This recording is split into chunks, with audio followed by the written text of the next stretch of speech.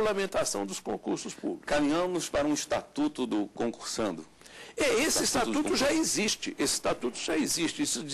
O Estatuto Ampaquiano do Concurso Público já tem 4 anos que ele está pronto e está sendo distribuído, né, para qualquer autoridade que queira. Inclusive, aqui no Distrito Federal, a próxima lei dos concursos públicos, né, deve contemplar, até agora está contemplando já mais ou menos 90% das propostas do Estatuto Ampaquiano dos concursos públicos. Esses outros 10% nós estamos esclarecendo sobre a necessidade deles, né? O que falta ainda se ajustar para facilitar a vida de quem trabalha e de quem está prestando concurso? Esses estatutos, existem vários projetos de lei em andamento no Congresso Nacional. Falta vontade política para, como disse o professor Hernani, talvez até o próprio Executivo, né, para nós não incorrermos aí no vício de iniciativa do artigo 61 da Constituição Federal. O Executivo, então, mandaria um projeto para o nosso parlamento para eles poderem votar. Agora, para completar a grande parte dos anseios da comunidade de candidatos a concurso público no Brasil, nós precisamos, primeiramente, fechar essa perversa legalidade do cadastro de reservas. Eu costumo dizer que está se contratando no Brasil hoje funcionários públicos de segunda categoria, com cadastro de reservas. Após a Segunda Guerra, o princípio da dignidade da pessoa humana, ele passou a ser importante para a maioria dos países, e não é diferente aqui no Brasil. O candidato a concurso público merece respeito, ele faz um projeto de vida, ele quer passar no concurso com número de vagas estabelecido decentemente, com um cronograma para ele ser nomeado. Ele não quer ficar à mercê da boa vontade da administração pública. Então, o que falta para complementar os anseios dos candidatos a concurso público é tratá-lo com dignidade. O candidato a concurso, ele quer fazer o concurso, ele quer passar, ele quer ocupar o seu cargo, ele não quer ficar esperando uma nomeação que jamais existirá. Por exemplo, tem uma companhia de petróleo aí no Brasil que só faz concurso de cadastro de reserva e às vezes não nomeia nenhum candidato, nem o primeiro classificado. É uma vergonha, nós precisamos tratar o candidato com dignidade. Nós vamos fazer um rápido intervalo aqui no programa Fórum. Voltamos em instantes hoje discutindo sobre concursos públicos. Voltamos já.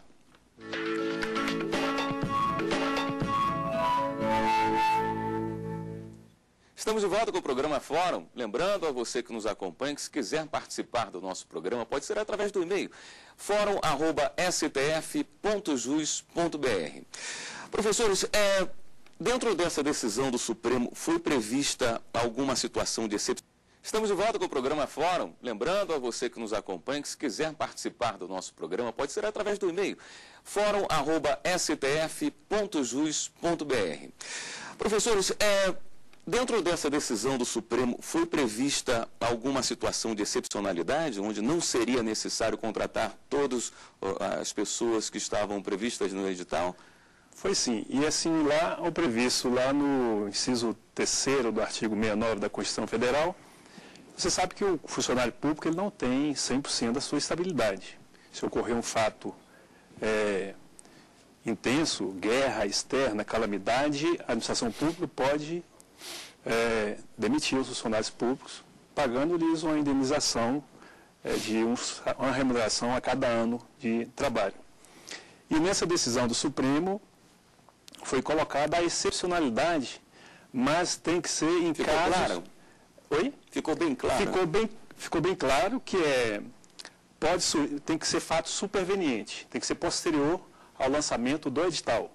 E tem que ser um desequilíbrio financeiro ou uma calamidade pública a ponto de justificar, tem que ser motivado para que o Poder Judiciário venha a aferir após se foi legal ou não a extinção daquele cargo, por exemplo. tá? Mas a excepcionalidade é só um motivo muito relevante para justificar a não contratação, né? É claro aí que a Suprema Corte ela decidiu com essa sapiência porque realmente nós podemos vir a ter uma incidência de um desequilíbrio orçamentário por conta de uma calamidade em um estado, por exemplo, que diminua substancialmente a sua fonte de receita. Existem pessoas que estão com ações judiciais que podem ser beneficiadas com essa posição do Supremo? Com certeza. As ações em concursos públicos geralmente são individuais nesses casos, porque os candidatos eles possuem classificações diferenciadas. Uhum. Então, dependendo se um candidato está lá na posição 21º, mas só tem 20 contratados temporários, só até o 20º que teria direito a ser nomeado à frente daquela preterição por contratação temporária. Nesse sentido, existem várias ações em concurso público, geralmente, infelizmente, são decididas em última instância. Infelizmente, também está ocorrendo muito no Brasil hoje, do candidato propõe a ação judicial, o Poder Judiciário reconhece que ele foi excluído injustamente, mas se passou tanto tempo que o candidato mudou de ideia, fez outro concurso, só que aí ele vai ter direito a uma indenização. Ele entra com outra ação judicial, pleiteando um valor daquelas parcelas deixadas de serem auferidas em todo aquele tempo em que ele foi preterido, por pior classificado. Então, ações em concursos públicos hoje no Brasil, e geralmente os valores das indenizações são altíssimos. Um cargo federal aí pode ultrapassar 1 milhão, 2 milhões. O candidato aufere esse recebimento da indenização sem nunca ter trabalhado. Eu penso que deveria, inclusive, o judiciário deveria olhar com outros olhos e conceder, ao menor sinal de injustiça com o candidato, conceder-lhe uma nomeação liminarmente. E, ao final, se ele perder essa ação, o valor pago pelo erário público terá sido uma contraprestação pelo serviço prestado. O erário público não vai desembolsar uma quantia enorme sem o labor, o trabalho do candidato. Então, nós temos essa discrepância que os candidatos hoje, cerca de 1/3 somente, conseguem a nomeação liminarmente ou através de uma tutela concedida numa sentença de primeira instância, mas 2/3 por aí vão parar lá na última instância, que demora mais de 5 anos, por exemplo. Então, durante todo esse tempo, o candidato tem direito a uma gorda indenização. Ou seja, nós teríamos que tratar esse tema com maior responsabilidade para diminuir o impacto do erário em prol do benefício da prestação de serviço para a população e também não deixar o candidato sub judice naquela ansiedade tamanha que é ficar aguardando o desfecho da sua ação judicial, que muitas vezes causa-lhe psicologicamente um desgaste enorme, e ele acaba procurando outro concurso para passar, que ele não vai ficar esperando anos sem... Mas houve necessariamente um prejuízo dele, né? Inclusive moral também, não só financeiro, mas moral também, pelo desgaste de ter que entrar na justiça e esperar, e nós sabemos que a justiça é lenta, né? Então, na realidade, o que está faltando mesmo, né, é que o candidato realmente lute por uma lei que seja mais clara sobre os concursos públicos. Porque essa decisão do STF ela é altamente elogiável, né? Só que até qualquer candidato, para defender o seu direito, vai ter que esperar chegar ao STF, né? E esses casos, por exemplo, dos candidatos que são derrubados até por falta de mudança de edital. Por exemplo, se deu um prazo de 2 meses para o candidato se preparar, e uma semana antes da prova ser efetuada, sai uma alteração de edital mudando vamos dizer, incluindo itens de matéria. Não há nada que impeça isso. Pois é, não existe uma legislação que impeça isso. Aliás, não existe legislação sobre o concurso público no país, pelo amor de Deus. E é isso que a ANPAC está querendo mostrar e está precisando que as pessoas tomem consciência disso, né? Então, veja só, não existe legislação sobre esse ponto. O que acontece? Meia dúzia de pessoas, né, é que ficam sabendo dessa informação. Quem é que diz que outras pessoas não foram informadas há mais tempo? Então, 90%, 95% dos candidatos chegam à prova sem saber que houve uma alteração de programa. Isso já foi feito, já aconteceu em estados e municípios com vamos dizer, interesse fraudulento, né? Essa alteração pode resultar em duas questões, e duas questões a mais ou a menos. Uma questão ou duas questões já pode classificar a pessoa num universo enorme, né? Na realidade, uma questão pode equivaler a 100, 200 posições de classificação, né? Então, às vezes a gente tem encontrado muitas fraudes, né? A ANPAC recebeu já mais de 11 mil e-mails mostrando fraudes em concursos, né? E, no fundo, o que se pode fazer? Nada. Vai à justiça.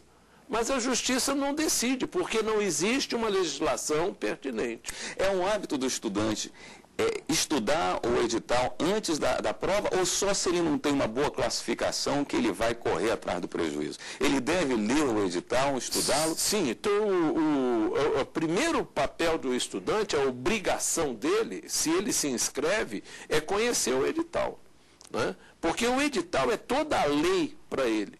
O problema é que os editais são incompletos. A gente vê aqui, exemplo, um concurso aberto num determinado estado do Brasil, deu uma semana de prazo para inscrições. Essa divulgação foi feita num jornal de segunda categoria. E todas as edições desse jornal foram compradas.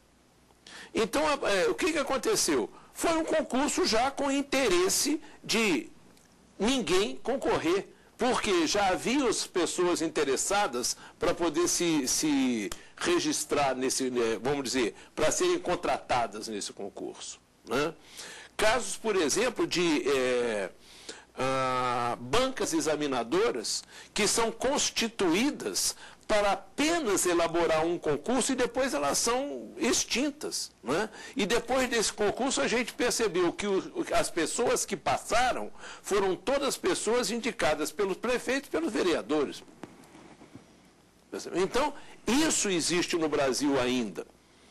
É lógico que vem diminuindo, mas ainda existe muito, e para acelerar a moralização, a moralidade dos concursos, é necessário que se lute por uma lei dos concursos públicos. Enquanto isso, como é que deve se comportar o concursando quando ele vê que tem alguma coisa estranha no edital? O que ele tem que fazer imediatamente é procurar eu procuraria o Ministério Público, Polícia Federal, dependendo da esfera que for o assunto, né? Se for concurso estadual, municipal, a polícia local.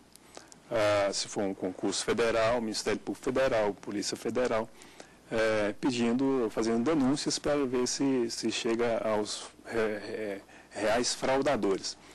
Agora, essa questão, enquanto nós não tivermos uma legislação nesse ponto para coibir a fraude, de uma certificação de organizadores, talvez seria Sim. por aí.